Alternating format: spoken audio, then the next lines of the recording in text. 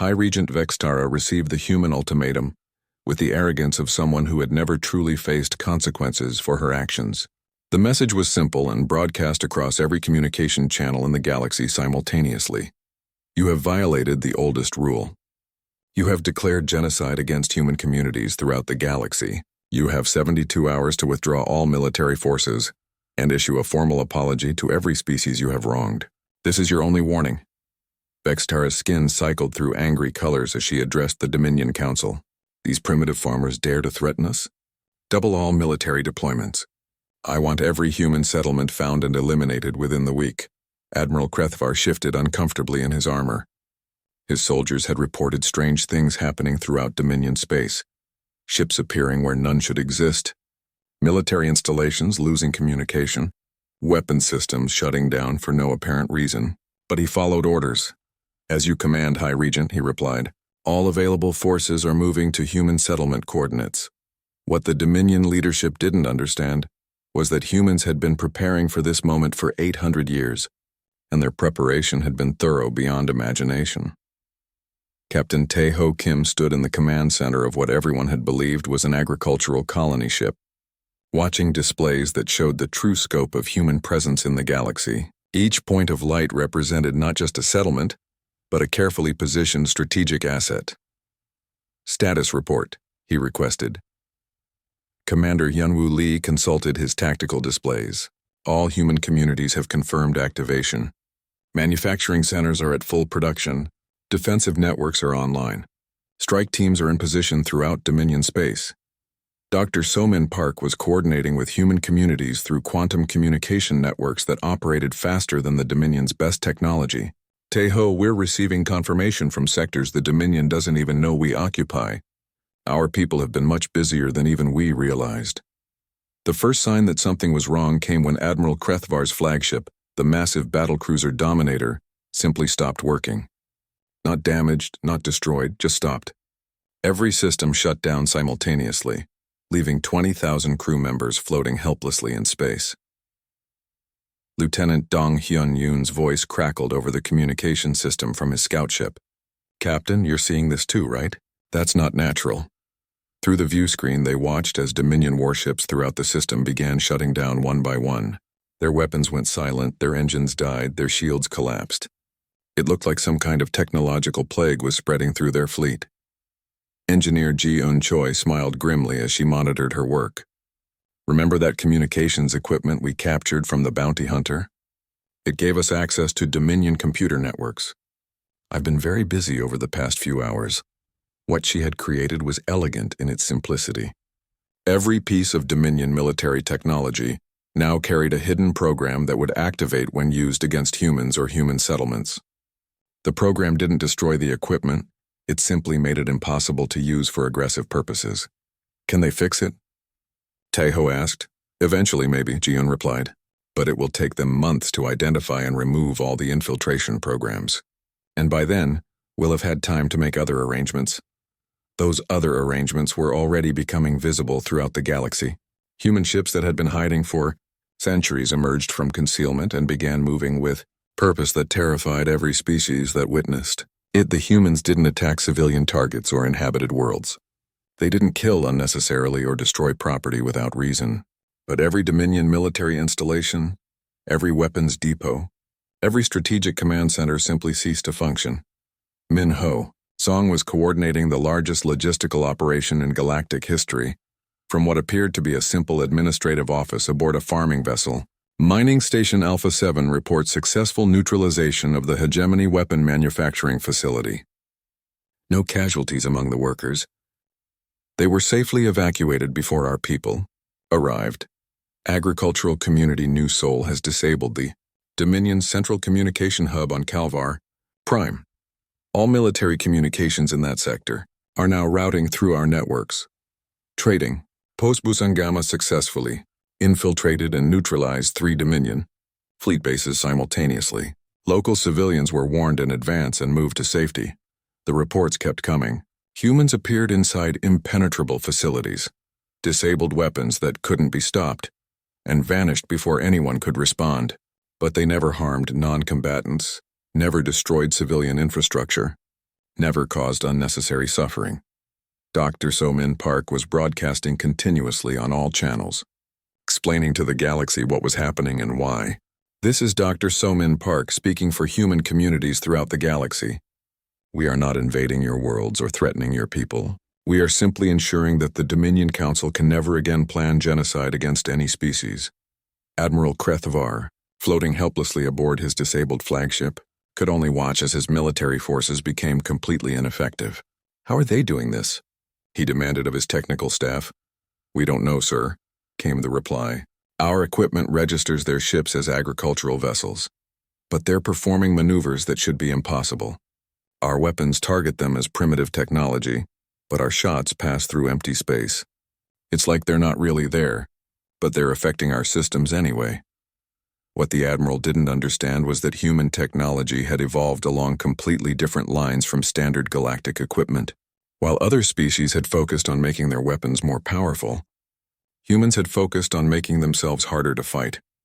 Their ships could bend light around themselves, making them invisible to conventional sensors.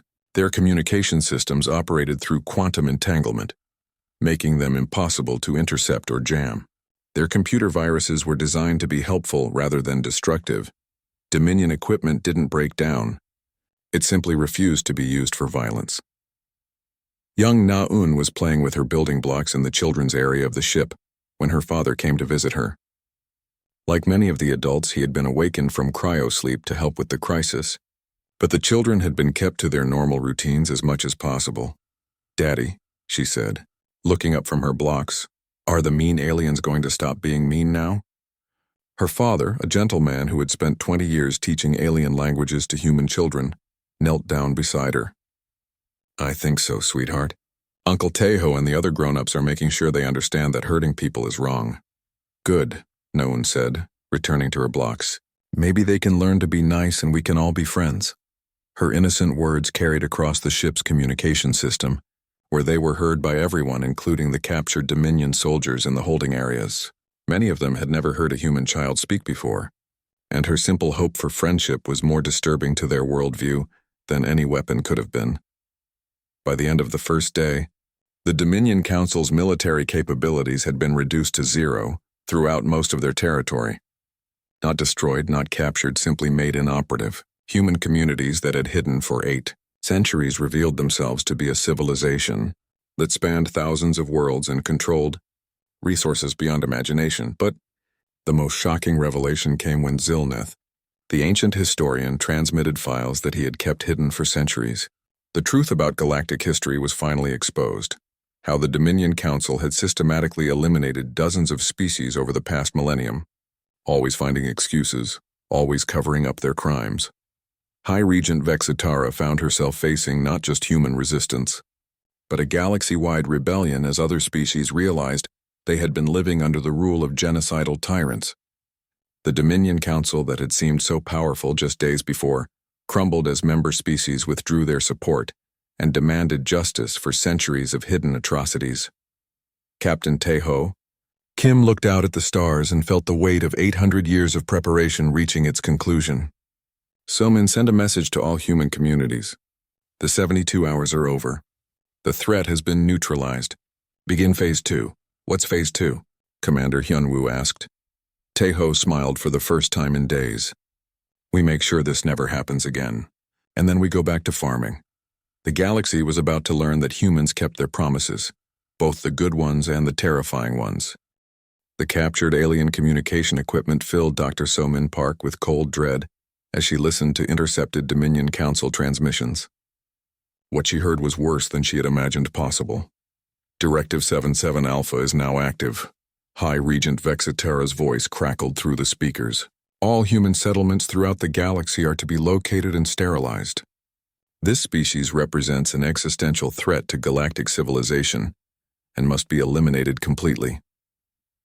Captain Tejo Kim stood beside his wife, his face showing no emotion as they listened to their own death sentence. Around them, the senior staff of the Defiance absorbed the magnitude of what they were facing. This wasn't just an attack on their colony ship, it was a planned genocide of their entire species. How many human settlements are we talking about? Asked Commander Hyunwoo Lee. According to our records, Min Ho Song replied, consulting his administrative files.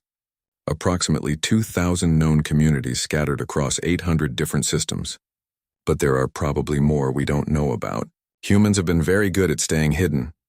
Zilnath's ancient voice whispered through their communication system from his secret location in the Dominion archives. Dr. Park, I have found more historical records. What I discovered explains everything, and makes your situation far more dangerous than you realize.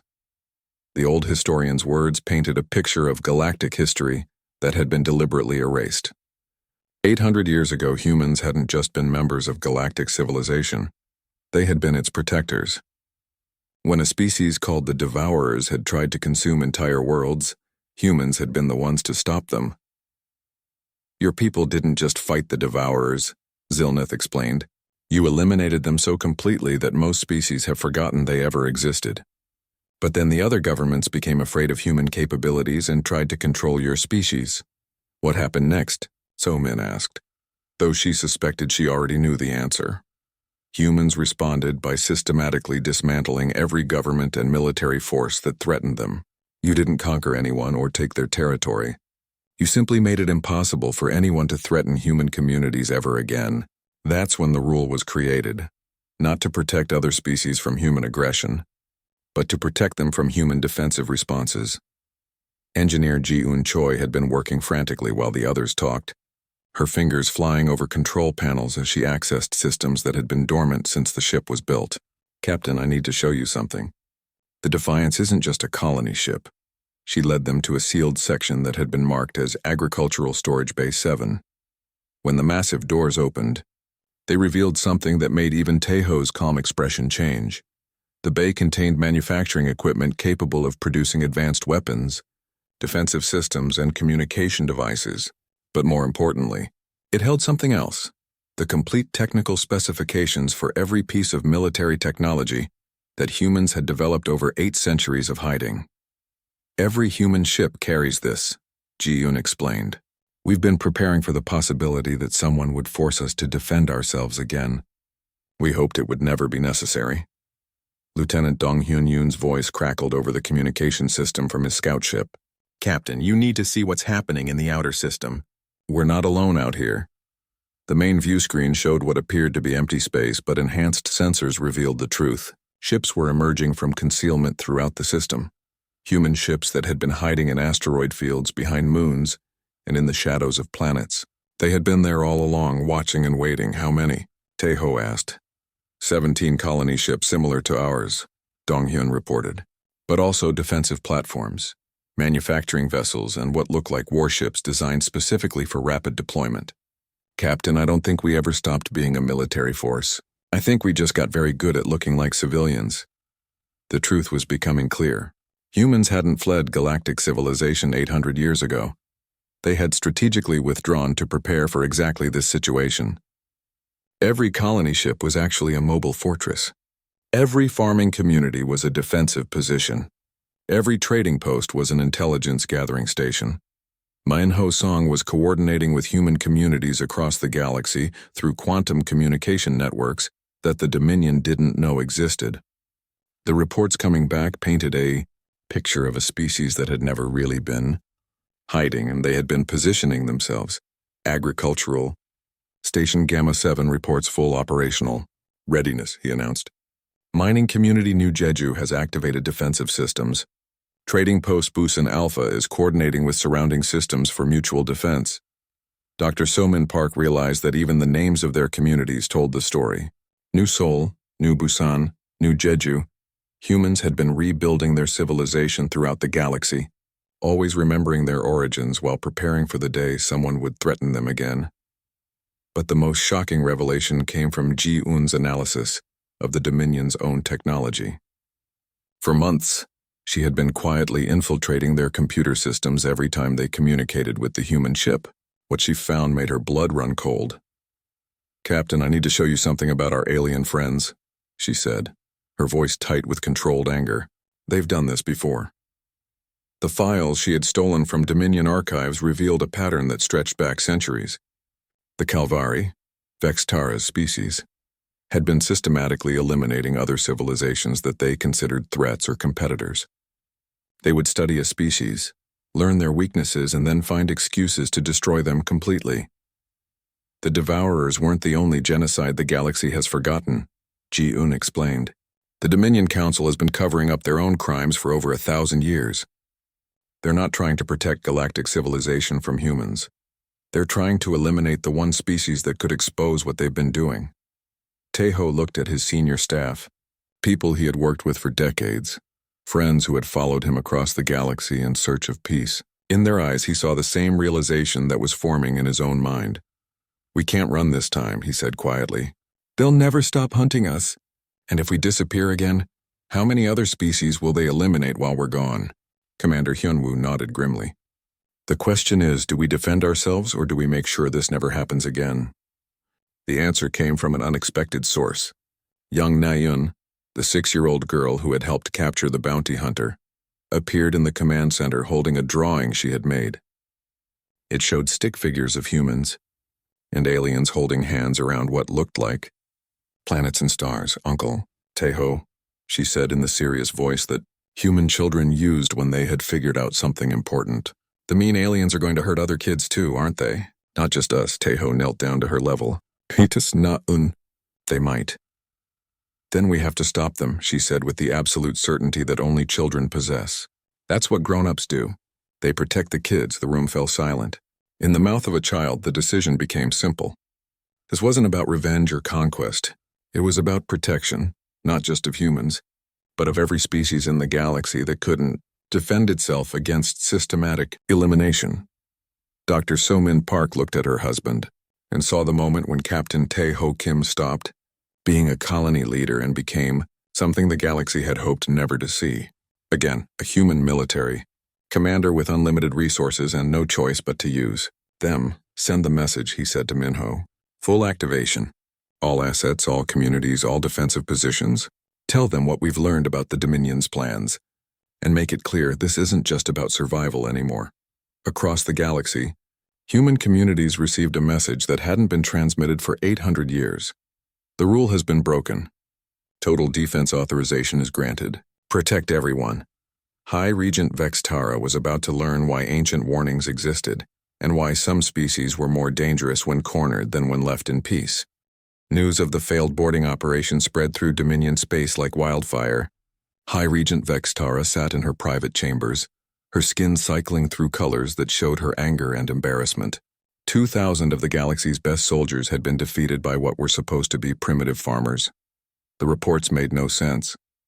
Humans using farming tools to disable military-grade weapons.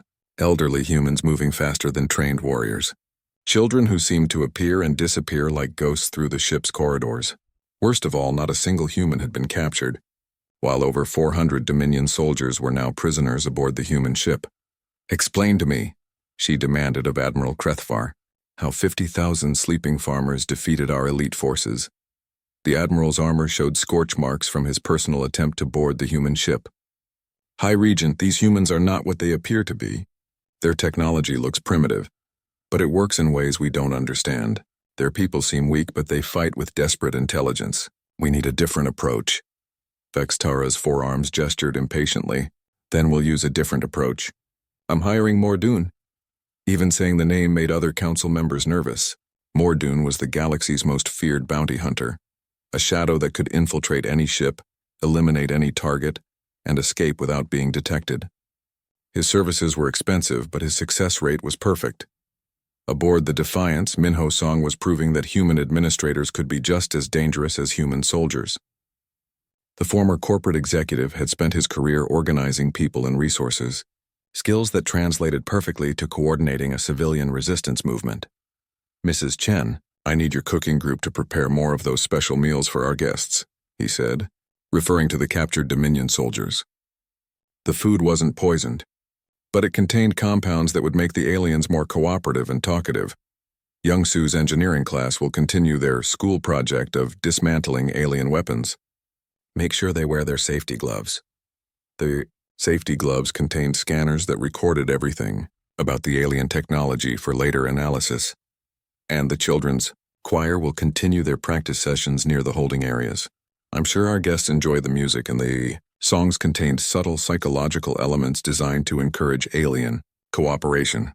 Dr. Somin Park had established contact with someone who might help them understand what they were really facing. Zilneth, the ancient keeper of records, had managed to send her encrypted messages through channels that the Dominion Council couldn't monitor.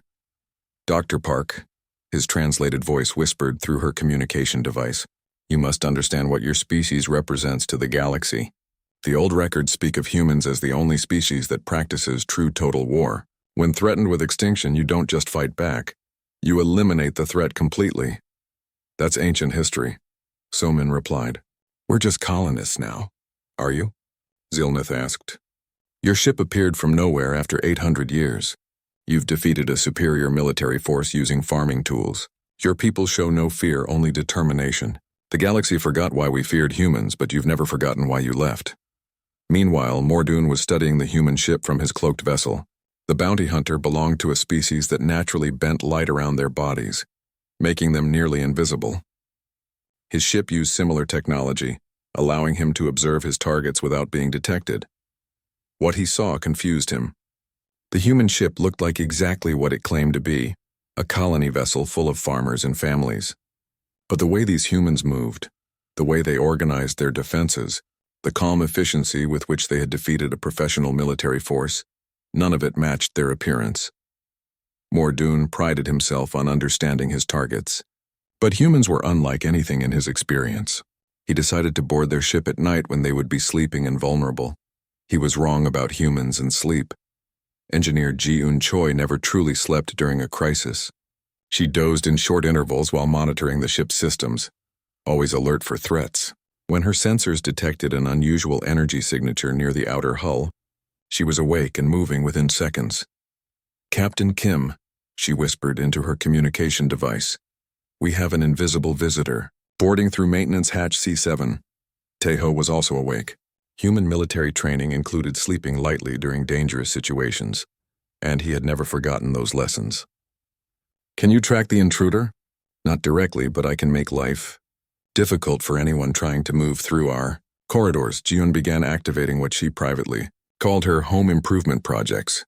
The Defiance was full of systems that looked like standard maintenance, equipment but could serve other purposes when needed. Lighting systems that could produce disorienting flashes, ventilation systems that could release harmless but irritating gases, gravity generators that could make certain areas heavier or lighter than expected. Mordoon found himself in a maze that seemed to change around him. Corridors that had been straight suddenly had unexpected turns. Rooms that his scanner showed as empty contained obstacles that appeared from nowhere. The ship seemed alive and hostile, actively working against his infiltration. He had studied the ship's layout from external scans, but the interior didn't match what he had observed. Hidden panels revealed weapons that looked like children's toys but fired stunning energy bursts. Decorative plants contained sensors that tracked his movement. Even the family photographs on the walls seemed to watch him as he passed. When he finally reached what should have been the command section, he found it empty except for a small human child playing with building blocks on the floor. The child looked up at him with curiosity rather than fear. "Are you the invisible man Uncle Hyunwoo told us about?" she asked innocently. "He said you might visit tonight." Before Mordoon could react, the building blocks on the floor rearranged themselves into a pattern that activated hidden restraint fields. The child continued playing as if nothing had happened while the galaxy's most feared assassin found himself trapped by toys. Commander Hyunwoo appeared from a concealed door, smiling at the child. "Thank you, Naeun. You can go back to bed now." As the little girl skipped away, Hyunwoo turned to the captured bounty hunter. "We knew you were coming. We've been preparing for visitors like you for a very long time." What Mordoon didn't understand was that human children weren't kept separate from adult concerns during crises. Human families worked as units, with everyone contributing according to their abilities. A 6-year-old human could handle responsibilities that would challenge adults of other species. "How?" Mordoon asked through his translation device. "Because we're not really farmers," Hyunwoo replied simply. "We're people who learned to farm. There's a difference." Lieutenant Dong-Hyun Yoon was still moving through space in his scout ship, but now he had a different mission. The captured bounty hunter's technology had revealed something disturbing. The Dominion Council had issued orders to track down and eliminate every human settlement in the galaxy. "Captain," he reported, "this isn't just about us anymore. They're treating all humans as a galactic threat. They're planning to hunt down every colony, every trading post, every place where humans might be hiding." The bridge of the Defiance fell silent. Soman looked at her husband and saw the expression she had hoped never to see again. The look of a man who realized that being peaceful was no longer an option. "Send the activation codes," Tejo said quietly. "All of them." Across the galaxy, hidden human communities received encrypted messages that hadn't been sent for 800 years. In asteroid mining stations aboard merchant vessels on remote farming worlds, humans who had lived quiet lives for generations began preparing for war. The Dominion Council had made their choice. Now they would learn why the ancient rule existed, and why some rules should never be broken. The emergency alarms echoed through the colony ship Defiance as Captain Tae-Ho Kim walked quickly toward the cryo-sleep bays. Around him, thousands of sleeping pods began their awakening cycles. Men, women, and children who had slept for months during their journey started to stir as warm air filled their chambers. Commander Hyunwoo Lee was already awake and moving through the corridors with practiced efficiency. He had been Tae-Ho's second-in-command for over 15 years, and they worked together like brothers. His job was simple: wake the right people first and get them ready for whatever was coming. "Status report," Tae-Ho said as Hyunwoo approached. "Dominion forces are docking at airlocks 7 through 12, Hyunwoo replied. "They're bringing about 2,000 troops total. Heavy armor, energy weapons, the works. They clearly expect this to be easy." Dr. So-Min Park was in the main communication center, still trying to reach someone reasonable among the Dominion forces. She had spent years studying alien psychology and diplomacy, but these aliens seemed determined to treat humans like interesting animals rather than intelligent beings. "This is Dr. Park to Dominion Command." She broadcast on all channels. "We are willing to discuss peaceful coexistence. There is no need for military action. We are simple farmers seeking only a place to grow food and raise our families." The response came from Admiral Krethvar himself. "Your protests are noted, human. Submit peacefully and no harm will come to you. Resist and we will use whatever force is necessary." In the engineering section, Ji-Yeon Choi was working at a speed that would have amazed the aliens watching on their sensors. Her fingers flew over control panels as she activated systems that had been carefully hidden throughout the ship. The Defiance had been designed to look like a peaceful colony vessel, but humans had learned not to travel through dangerous space without proper protection. "How long until they reach the central areas?" she asked her assistant.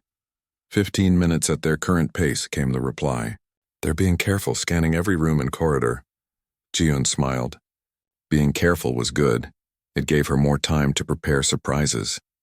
The first group of Dominion soldiers reached what they thought was the ship's main crew quarters. They were hegemony warriors, each one nearly 3 meters tall and covered in natural armor plating. Their energy weapons could cut through steel, and their scanners showed only basic human technology ahead. The squad leader, a veteran named Gorth, kicked open a door expecting to find frightened colonists. Instead, he found an empty room with farming equipment scattered around. Before he could react, the farming equipment moved. What the aliens had mistaken for simple tools were actually concealed weapon systems. The humans had learned long ago to hide their military technology inside everyday objects. A grain thresher suddenly extended barrel-like extensions and began firing stunning energy bursts. A water pump sprouted arms that grabbed at alien weapons. But the real surprise was the humans themselves. Tae-Ho had served in the military for 20 years before becoming a colony leader. So had many of his people. When they signed up for colonial life, they hadn't given up their training. They had just learned to hide it better. The first human the aliens encountered was an elderly woman named Mrs. Han, who appeared to be tending a vegetable garden in the ship's agricultural bay.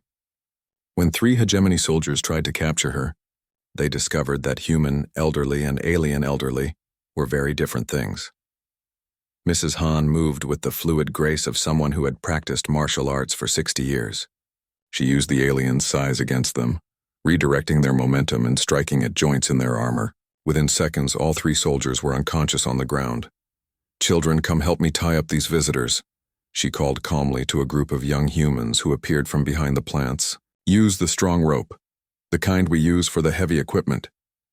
Lieutenant Dong Hyun Yoon was piloting a small scout ship that had been hidden inside what appeared to be a cargo container.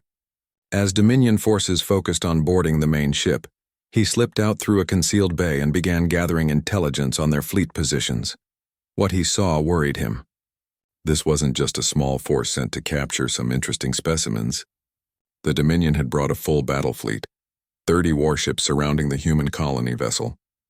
They were taking no chances, but they had made one crucial mistake. They assumed humans would fight like other civilized species, with honor, following rules, giving up when victory became impossible. Humans had tried fighting that way once. It hadn't worked out well for them.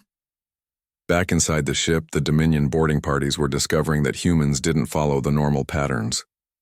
When aliens were stunned by energy weapons, they stayed unconscious for hours. When humans were stunned, they got angry. Commander Hyunwoo had taken a direct hit from a hegemony energy rifle. The blast would have put any other known species into a coma. Instead, Hyunwoo had pretended to be unconscious until the soldiers moved past him, then got up and began systematically dismantling their equipment with his bare hands. "Sir," one of the Dominion soldiers reported to Admiral Krethvar, "we're experiencing unexpected resistance. The humans appear to have much higher tolerance for our pacification weapons than anticipated." "Then increase the power settings," the Admiral replied impatiently. "How difficult can it be to subdue a ship full of farmers?" June Choi was asking herself the same question, but from the opposite perspective. From her position in the engineering center, she could monitor everything happening throughout the ship. The aliens were well-trained and well-equipped, but they were fighting by rules that humans had stopped following centuries ago. She activated her communication system to address the human colonists. "Attention, everyone. Remember, these aliens think we're primitive. Let's not disappoint them. Use farming tools, kitchen equipment, whatever's handy. Make it look accidental when their weapons stop working." What the aliens didn't know was that every piece of primitive human technology contained hidden systems designed to interfere with standard galactic military equipment. The humans had studied alien technology for 800 years, always preparing for the day when they might need to defend themselves again. Dr. Somin Park was still trying to negotiate, but now her tone had changed. "Admiral Krethvar, I strongly recommend you withdraw your forces immediately. You are making a serious mistake." "The only mistake," the Admiral replied, "would be allowing valuable specimens to escape. Your resistance is impressive but futile." "Very well," Somin said quietly, "but remember that you were warned." She closed the communication channel and turned to her husband. Taeho was coordinating the defense of their ship with the same calm efficiency he had once used to command military operations. Around them, 50,000 colonists were proving that humans might look like peaceful farmers. But they had never forgotten how to fight. The battle for the Defiance was just beginning, but already the outcome was becoming clear. 2,000 Dominion soldiers had boarded a ship expecting to capture helpless civilians. Instead, they found themselves fighting an entire population that had been preparing for this moment for 800 years. In the depths of space, more human ships began to stir. The quantum communication networks that the Dominion couldn't detect were already carrying news of the attack. Across the galaxy, other human communities were receiving a simple message. They broke the rule. Prepare for activation. The Galactic Dominion Council had made the same mistake that countless other civilizations had made before them. They had confused human kindness for human weakness. It was a mistake they would not get a chance to repeat. The massive council chamber stretched across half a kilometer, its crystal walls reflecting the lights of 1,000 different worlds. Representatives from 300 alien species sat in their designated sections, each breathing their preferred atmosphere behind energy shields. At the center of it all, High Regent Vextara raised her forearms to call for silence. The Galactic Dominion Council had kept peace for over 2,000 years. Every species followed the ancient laws carved into monuments across the galaxy. Most of these rules were simple: no slavery, no planet-killing weapons, no genocide. But there was one rule that stood above all others, written in letters 10 meters tall on every council building: do not mess with humans. Most delegates had forgotten why this rule existed. Humans had vanished from galactic civilization 800 years ago after something called the Great Departure. The history files were strangely empty about the details. Most species now believed humans were either extinct or just stories told to frighten young aliens. Vextara's skin changed from blue to purple, showing her excitement. Her species, the Kalvari, were known throughout the galaxy for their intelligence and ambition. She had spent decades climbing the political ladder to reach her current position as High Regent. Now she faced what could be the discovery of her career. "Delegates," she announced, her voice carrying through translation devices to every corner of the chamber. "Our deep space monitors have detected something extraordinary. A ship is approaching the Kepler 442b system." "A human ship." The chamber erupted in noise. Some delegates chittered with excitement. Others roared with disbelief. The Kepler 442b system had been marked as restricted space for as long as anyone could remember, though no one recalled why. From the historical section, an ancient voice spoke up. Zilneth, the old keeper of records, was over 400 years old. His species lived much longer than most others, and he had served the council for 3 centuries. His shell was cracked with age, but his mind remained sharp. "High Regent," Zilneth said slowly, "perhaps we should consider why that system is restricted. The ancient records suggest—" "The ancient records are fairy tales," Vextara interrupted. "Stories meant to keep primitive species from exploring dangerous space. But we are not primitive anymore. This is our chance to study these legendary humans and learn their secrets."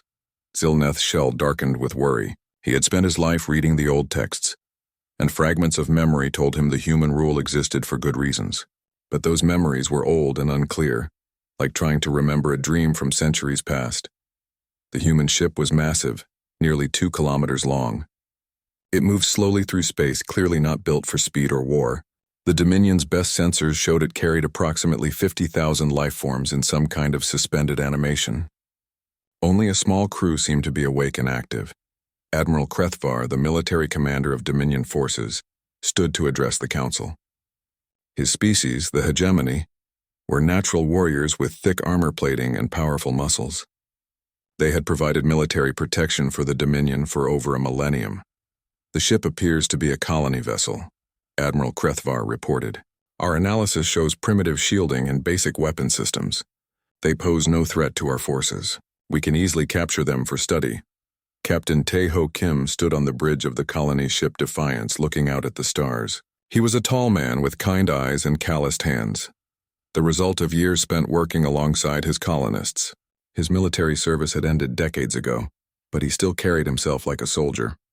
Beside him, his wife, Dr. So-min Park, studied the readings coming from their sensors. "They're surrounding us," So-min said quietly.